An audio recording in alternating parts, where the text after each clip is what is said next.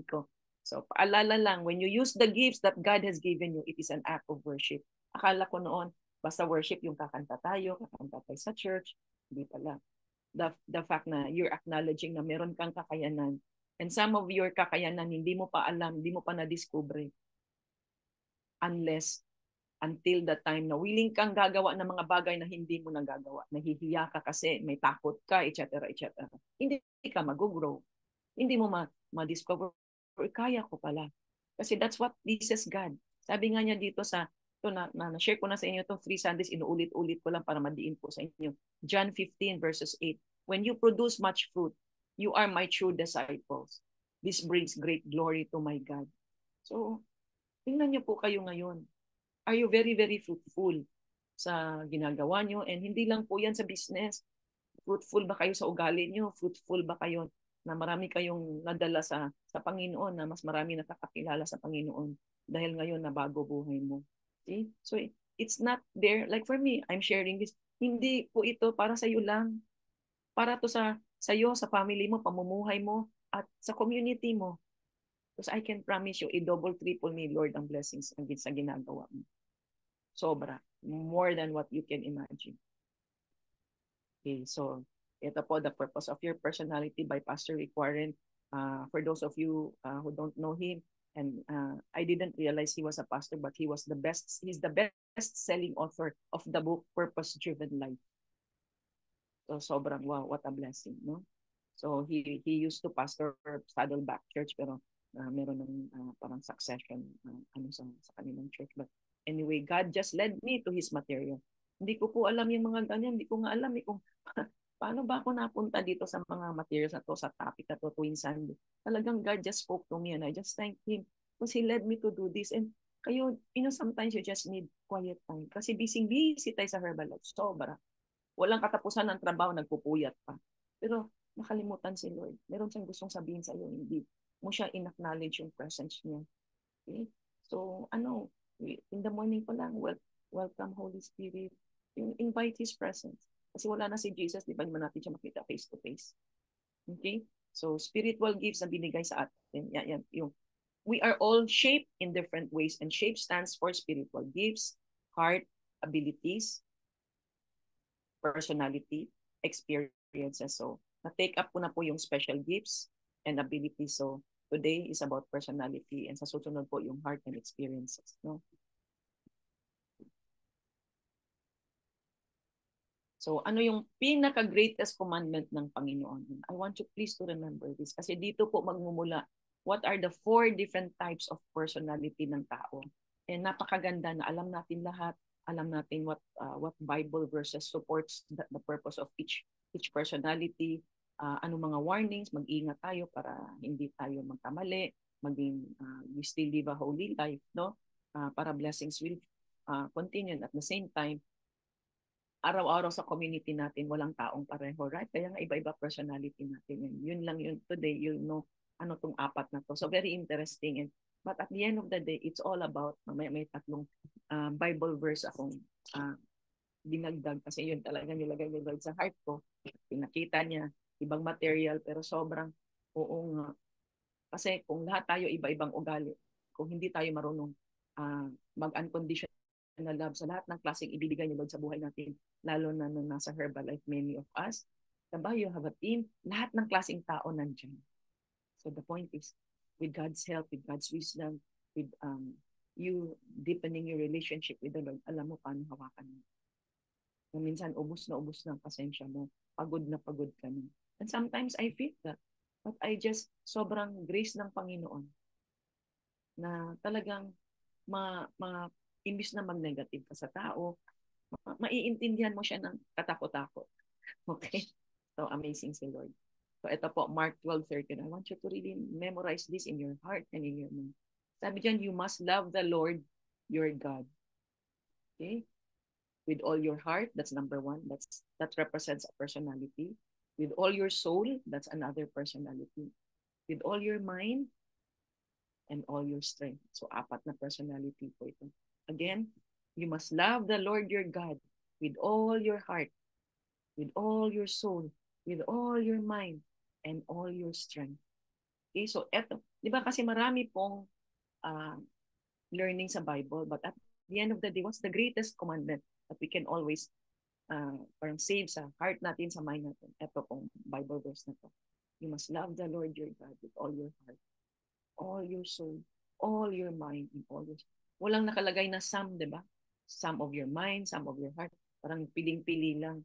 So talagang lahat, buhos, all efforts because of God's grace also. Okay? So, yung personality natin is based po on this. Then Romans 12 verses 9, love from the center of who you are. So don't fake it. Yun pa importante. Kasi hindi ka pwedeng maging ganito na tao. Ikaw yun eh. I-express mo yung uniqueness mo. Okay? But all to glorify God, not because para maging sikat ka, etc. That's not also what God wants us. Na very prideful ka. Okay? So love from the center of who you are and don't fake it. And if you really ask the Lord, tutulungan ka niya na ma-discover mo ang mga talents mo, anong kakayanan mo. Okay? Kaya nga, tama yung sinasabi ni Anthony Robbins, if you're willing to get out of your comfort zone, you step into your greatness. Kaya, huwag matakot gumawa ng mga bagay or mag-hold ng events na kasi ang nasa mind, hindi ko kaya. Pero puno-puno ka naman ng training. Ganda naman ng result mo. Sabi nga ni Marcus, in the kingdom of the blind, the one-eyed man is king. So kahit konti lang alam mo, mas marami ka pa rin alam sa doon sa mga bagong taong nakikinig. Kasi you will only ask God to help you. Alam mo yung, mawawala yung burden sa mga gagawin, lalo na nasa Herbalife tayo. Yung mga sharing in events, holding events, planning events, lahat yan, isurrender nyo kay Lord. Hindi yung galing-galing mo. I-surrender sa Kanya. Para in the end, siya ang mag-glorify. And guess what happens? Sobrang madami pong fruitfulness. Okay? So, ito po, itong 4 personalities na to, we can be a mix of it, but meron yung strong na part na that represents this 4 po. Okay? So, number 1 po, you're a talker. So, a talker love God with their heart. Kasi kung ano yung nasa puso nila, talagang sinasabi nila yun. Okay? And isa pa, hindi lang yan, alam mo yung pag masayang-masaya ka, kitang-kita, no, na na-express mo, you love to talk, you love to be around people.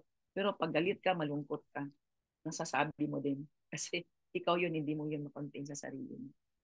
Okay? So, you love, yung hindi ka mahihayin, basta you're very confident na ganyan. But minsan, it's also a sign of insecurity. Yung talk ka lang ng talk. So, it's also either way po. Okay, so, I hope na niyo po. So, as I'm going to share this, ask God, Lord, saan ako dito? Ganun ha. Maano niyo yung sarili niyo. Okay. So, Psalms 40, verses 10, I have not kept this good news hidden in my heart.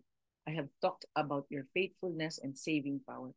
I have told everyone of your unfailing love and faithfulness. So, kung ano yung nandito sa puso, share. Basta they're all good. Okay? All being faithful to the Lord. Kaya, pag intentional po tayo dyan, kahit na madaldal ka, okay? Alam mo yun, very natural sa'yo yung ganyan. But sometimes people are annoyed. So just have to be careful. Kaya po, ask kayo kay Lord, Lord, gagamitin mo yung personality ko to glorify your name. Okay? So, yan po ha. Yung dahil you're so grounded with a relationship with the Lord, with the Bible verses, umaga pa lang, alam mo ano yung mga dapat na words na gagamitin, puso mo, sa mind mo, anong nandoon, yun yung ilalabas mo sa bibig mo. Kaya nga, di ba, nabibigin na yata kayo when I say, tapusin yung si Jim Rohn, tapusin yung sa Marcus doon sa 90-day growth challenge, tapos si Premier League. Kasi kung ano yung nasa mind mo, nasa heart mo, yun, lalabas mo, yung magandang lalabas mo. Wala ka na ngayong negative na ilalabas. Okay? So, I'll just continue. So, anong purpose, no? Proverbs 12:18. The words of the wise bring healing. So, yun man. You're a talker. So, let's just make sure na it heals people, not lang sa sakit, but heals the heart, no? You uplift people imbis na you put people down. Okay? Isa pa po, Proverbs 14:3, the words of the wise keep them safe. Okay? So talagang laging wisdom sa Panginoon. Yun po yung na-realize ko after really deepening my relationship with the Lord, and I just continue to just fully understand. And I know in my lifetime, I will really never 100% understand everything, but just day after day. Sabi nga sa church, from glory to glory, from glory to glory. So nag-i-improve ka sa pag-intindi mo, pag-deepen mo ng words niya, yung desire niya sa buhay mo, relationship mo sa kanya. Kasi sobrang, you stand very strong because of Him. Okay? And guided. So, gagamitin natin yung, kung if you're a talker, let's make sure na yung ilalabas sa bibig ay maganda. Diba? There's power at the tongue, there's life and death sa power ng tongue mo. So, yun. Dito. So, ano naman yung problema dito pag magiging talker ka? Proverbs 10:19, the more you talk, the more likely you are to sin. The more you talk, the more likely you are to sin. So, talagang ingat. Kasi pwede din kasi you're a talker, kung ano yung nasa heart mo, gigil na gigil ka, lalabas mo yan. It turn out, di mo na-realize you become a marites, a gossiper. And that is a sin. Tama po? So talagang lahat ng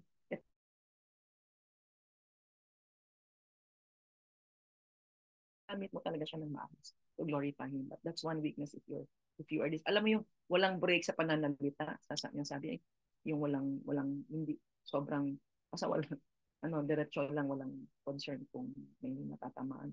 Okay. So those who are Proverbs 17:27, those who are sure of themselves do not talk all the time. So ito naman din po yung sinabi ng Bible na tayo when we're very confident, we don't have to talk all the time. Kaya minsan, it's a sign of insecurity. Na kaya ka-talk ka ng talk. Yan, monopolize mo na yung pagsasalita when you're in front of many people. Okay? And minsan, parang makikita mo naman kung nakikinig pa yung mga tao. Okay? So, isa pa po. Warning, sabi dito. Proverbs 14:23, work and you will earn a living. But if you sit around talking, you will be poor. So, see, kung madaldal ka, wag na yung marites sa tao, marites na lang sa Herbalife. Kung yun ang ano mo, no? Kasi you will never be blessed, no? Work and you will earn a living. If you sit around just talking, you will be poor. Wala kang ginagawa. Salita ka lang ng salita. So, alam mo yung ganun na ilang oras ang uusap-usap and then what? Wala mangyayari sa buhay natin, diba? So that's in Proverbs 14:23. Alam nyo, itong book of Proverbs po, dyan po lahat ng wisdom na talagang matutunan natin. So, Proverbs 29:19, sometimes mere words are not enough. Discipline is needed. Okay? So, yun nga, all talk. Kaya may kasabihan na talk is cheap. We all want to walk the talk. Diba? Yun yung lagi natin inaano. Kaya dito, matindi yung discipline po. Okay, number 2, love God with their soul. So these are people naman na how they express love is through sa soul nila. Okay, so let me just, ano sila, ito yung ano yung feel nila, emotions nila really dictate their personality, no? So Psalms 42:1, as the deer pants for streams of water, so my soul pants for you, my God. So remember, God is an emotional God also. Okay?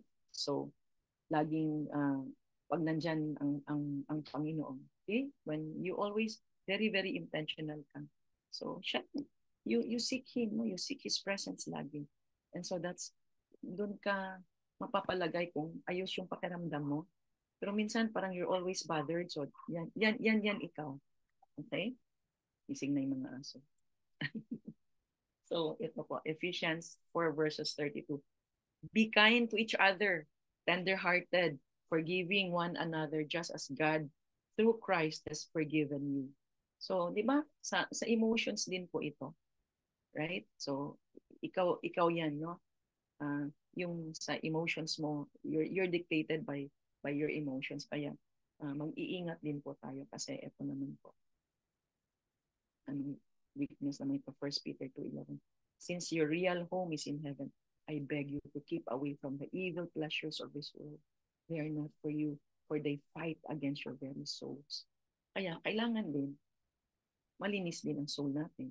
Kaya yung mga learnings, Bible verses, devotion, mga life groups, they really help us maging maayos, maging malinis, para kasi yung kung if your personality is based on sa emotions po, minsan it can be worldly emotions, yung pleasures. So ingat lang din po. Okay, yung lust and all that, you're not supposed to engage in mga bagay na that you're not supposed to. Okay? Tapos warning, Galatians 5:16. Okay? So let the Spirit direct your lives and you will not satisfy the desires of the human nature. O yun, yan ang ibig kong sabihin. Okay? Dito, hindi lang sa sex, even sa pagkain. Okay? So, na, no? Parang hindi ka na mapalagay and all. So, yung discipline, self-control, lahat yan. Kung very strong ka sa relationship mo sa Panginoon, you ask the Lord to always lead you. Alam nyo, ito nga in this world right now, because of social media, sobrang maraming online dapat hindi natin pinapanood. Okay? Because even if ikaw lang nanonood, nag-i-enjoy ka, nasasatisfy ang worldly, ang human pleasures mo, so that is not kaaya-aya in the eyes of the Lord. Number 3, so we have naman a personality of people na thinkers. So thinkers love God with their mind. So ano naman ito? So ang thinkers, they use their mind. Ano ko lang po yung notes ko ha. They like to study the Bible. Like for me, ako inaano ko pa yung sarili ko, but anyway po. Kasi nakita ko din and I encourage you, kasi I've said this also many Sundays ago. When you really learn the Word of God, doon ko na-realize, yun yung guide ko sa day-to-day ko ng attitude, mindset, ugali. Doon, yun ang guide ko na maging maayos na I don't want to do anything that is not pleasing to the Lord. Kasi pag may ganun po, lalo na, kaya kailangan ayusin yung sarili. Ang blessings po, hindi bubuhos ng todo-todo kasi hindi ka ready. Alright? Kasi hindi ka ayos. Okay? So, ang thinkers din, these are the scientists, the innovators. Okay? And if you think you are this, ang mahalaga at the end of the day is this, binigyan ka ng ganyang amazing mind, but saan mo siya ginagamit? So, I want to encourage you, focus kayo na kung ano man gift binigay ni Lord sa iyo. So, you're a thinker. Nag-glorify ba si Lord o ikaw lang? Kasi ang danger po dito, pride. Okay? So, wala pong blessing pag pride. Okay, so, here, you're encouraged to, okay, nauna na pa ako, so wait lang. So, Psalms 119, verses 97. How I love your law. I think about it all day long. So, ganyan si thinker. No? Nag-aaral, naging nag-a-analyze, yan sila. Pero, minsan, hindi naman din nag-take action. Okay, so purpose, Lamentations 3 verses 40, we should think about the way we are living and turn back to the Lord. So, laging yun yung purpose na if God gave you an amazing mind, a creativeness, maging magaling sa strategies, etc. Okay? Ang question is, nag-glorify ba si Lord sa ginagawa mo?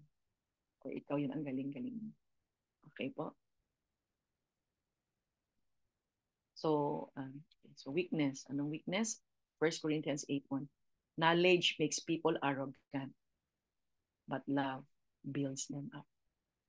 Kaya so huwag tayong magmamalaki. Or let's say, it so happen, mas magaling ka sa sponsor mo. Ano ba sinasabi ko lagi? Punuan mo anong kulang ng sponsor mo. Huwag ka mag-negative. Nakita mo, binigyan ka ni Lord ng gift na ganyan mag-isip Punuan mo. Imbis na kung ano nung sasabihin. Okay? So, yan po.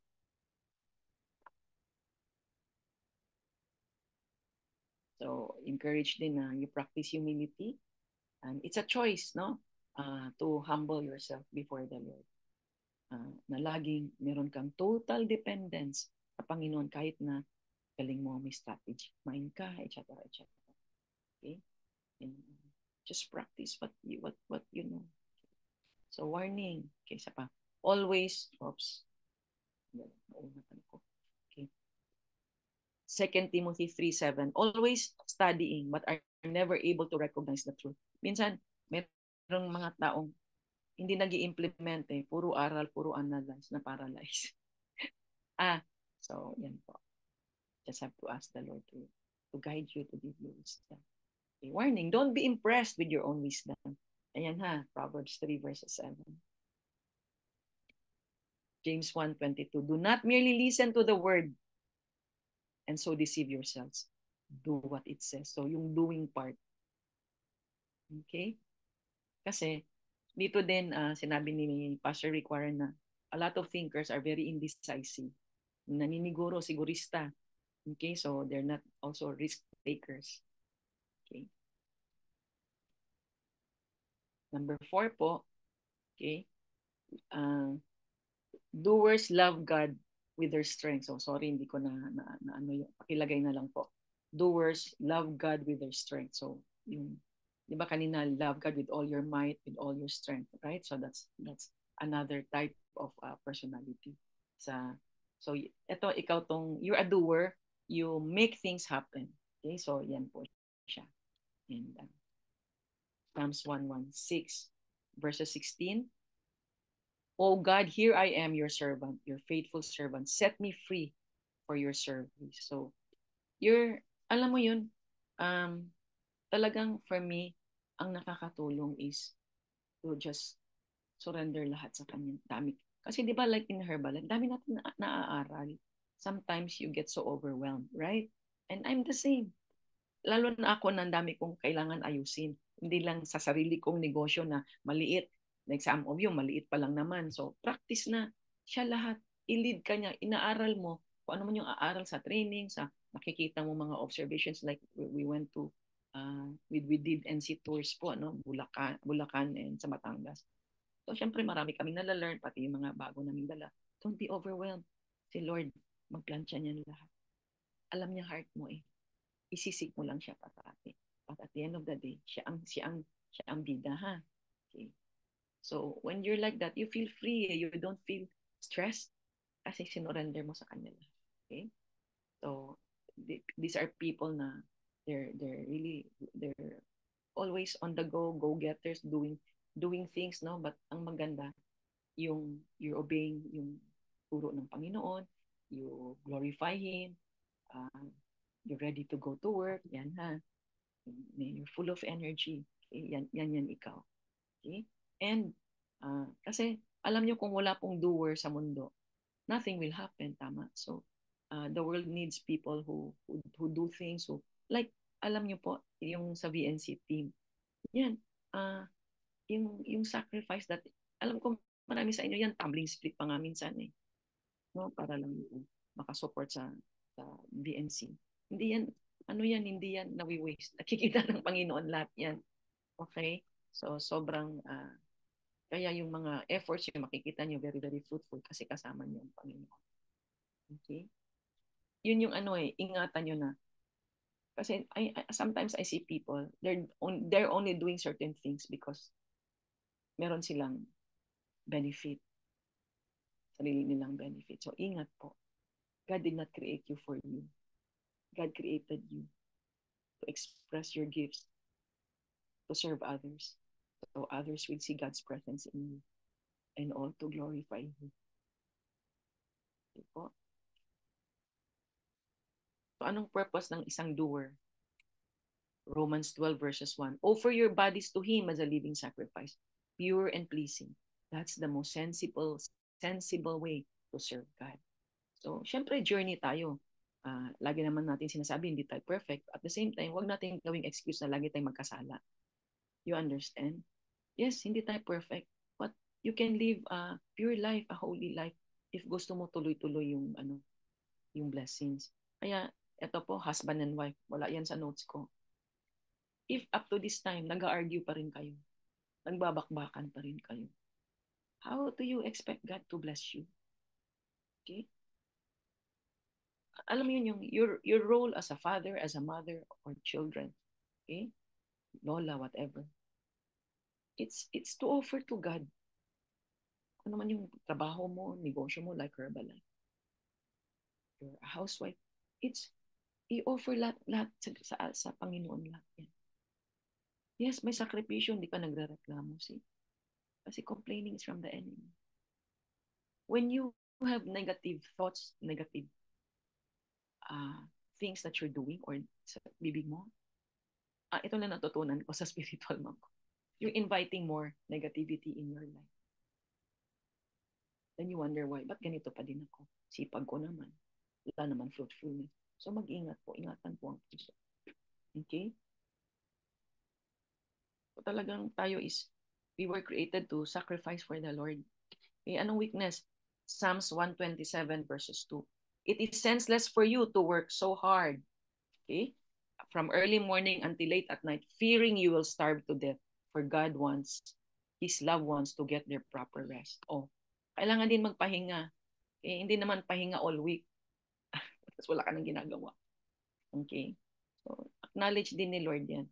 Kasi if you're a doer, that's your tendency. Kaya nga, minsan yung mga leaders, tinitext ko, tulong na.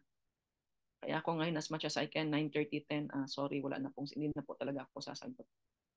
Unless, kasi ang 30K meetings ko, magsimula ng alas 10, matatapos ng alauna. Minsan, hindi ko napansin, tulog na pala ako. Alright? So, anyway. So, isa pang warning, Proverbs 23:4, don't wear yourself out trying to get rich. Ingat po, lalo itong mga nasa Herbalife. Be wise enough to control yourself. Alam nyo, being rich for me is not just hard work and earning more money. You also need to manage your money with what we have. And lagi kong sinasabi sa inyo yan, before you spend anything, do I need it or do I want it? Ito mga ganitong gadget, mga ganitong mga damit, etc. Kanino ko ba nasabi yun? Monday ba yun? May kausap ako. Sabi ko, bilangin niyo po sapatos ko. Pare-pareho. Wala po ako yung lahat ng design, lahat ng kulay. I don't have that. Butas-butas na nga yung pang-walking ko eh. I don't care. Nakakalakad pa ako. So I just have waterproof walking shoes when I travel. Pero pag ulan, ginagamit ko po dito. See? Tapos binibigyan ako ni Shannon nung kanyang sapatos kasi masikip sa kanya, masikip din sa akin. So binigay sa iba. Sabi ko, Shannon, pag meron ka ulit ha, you let me know. Antay na lang ako ng ibibigay ng mga anak ko. Okay? So, I don't need to, alam mo yun, basta, kaya nga, kasi tinitingnan po ni Lord yan, are you a good steward of your money? Meron kang pambili nito, pero may utang ka pa. Ano ba yun? Unahin mo muna utang mo, kahit magkano lang. Kasi it's not about mura lang naman to. Add up mo yung puro mura. Sorry po, hindi ko na po alam bakit napunta ako sa money management. Sorry. Okay. So, Psalms 133. Okay. Okay. Sorry po ha. Sige.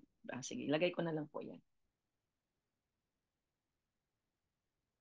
So, ngayon ganito po. So since lahat po tayo, different personalities, these are now, ito yung pina-add ni Lord kanina. Ito po yung mga Bible verses na anong gagawin natin? Lahat pala tayo kanya-kanyang personality. Lalo na po you're in Herbalife.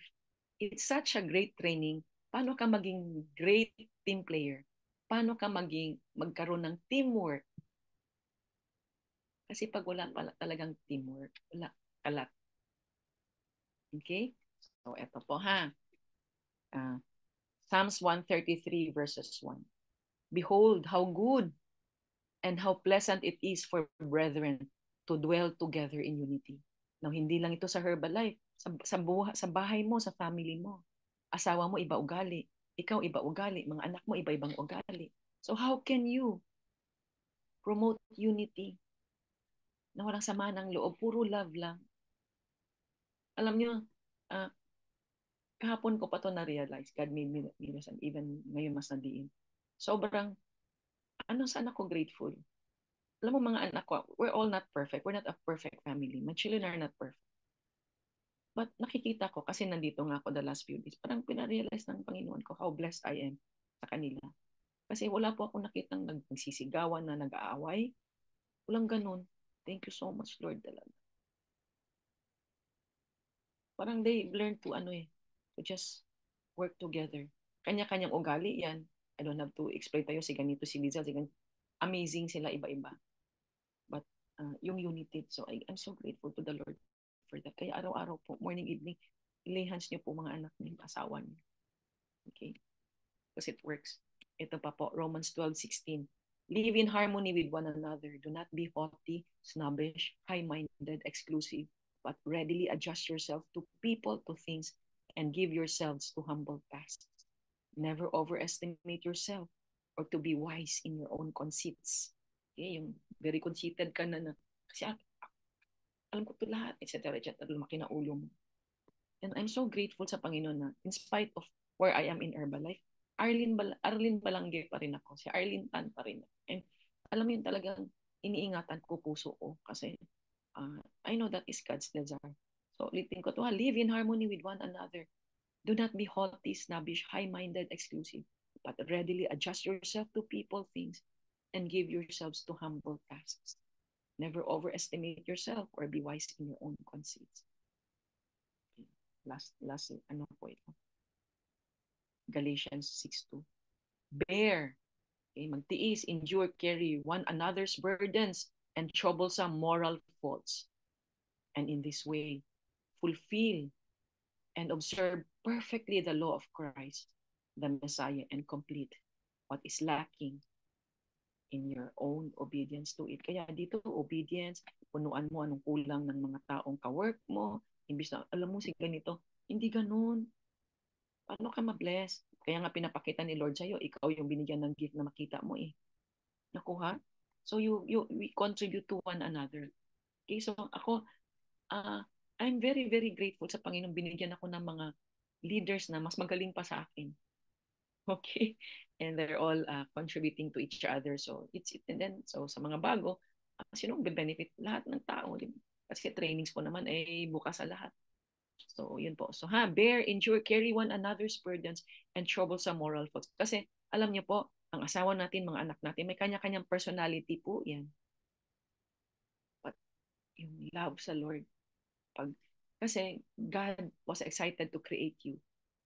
God created you to love you.